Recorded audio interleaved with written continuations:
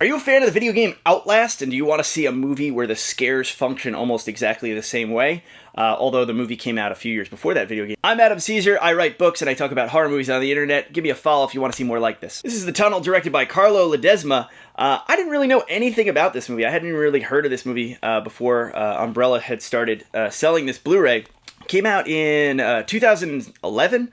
It was an Australian film. It was Australia's first crowd-funded horror movie, and I didn't know any of that going into it. I just watched the film as a film, really loved it, and then there's like a whole feature-length documentary. There's 2 feature-length documentaries on this disc about how it was made and stuff like that. And the filmmakers rightly seem kind of proud of how it was made. But I think in a weird way, talking about like the just pure economics of like, this is what we did and this is like why it's interesting. It's not really, it's kind of discounting the movie because the movie's pretty interesting on its own. It is a found footage movie, but it is structured the way that something like Lake Mungo is structured, where it's not so much found footage as it is existent footage edited into a documentary after the fact. So you enter the documentary, you kind of almost know who survives because they end up being talking heads in the documentary talking about their experience when they went down into the tunnels, plural. A news crew chasing a big story in kind of maybe not the most ethical or professional of ways,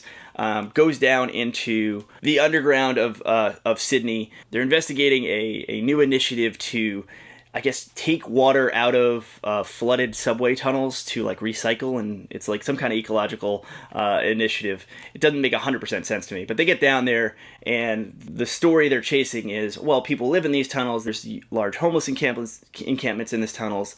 You can't just kick these people out. But they get down there into the tunnels, and they're completely abandoned. There's these just great liminal space horror shots of them exploring these what I'm guessing are like real tunnels under Sydney, and it's super creepy. And they're like realizing, wait a second, we were worried about the homeless population of Sydney, but there's no one down here. They find stuff, but it's all abandoned. And then you realize that this is maybe not a creature horror movie. This isn't just going to be some Blair Witch-alike found footage movie where you never get a definitive answer as to what is stalking this news crew.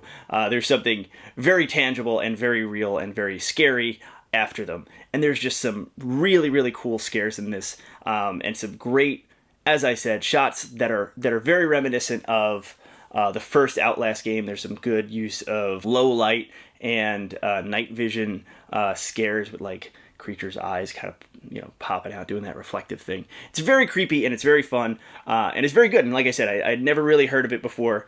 And you definitely don't need the to go full physical media OCD like I do. You can just watch it on Shudder. Your mileage is going to vary depending on whether you're one of those like, I love found footage people, or one of those people who get like irrationally upset that you don't like found footage. If you're one of those people, don't watch it because you're not going to like it. But if you enjoy the subgenre, if you enjoy the format, it does some really interesting stuff with it. And like I said, it did it in 2011, which I think it predates a lot of these gags being used in later films, and to really good effect.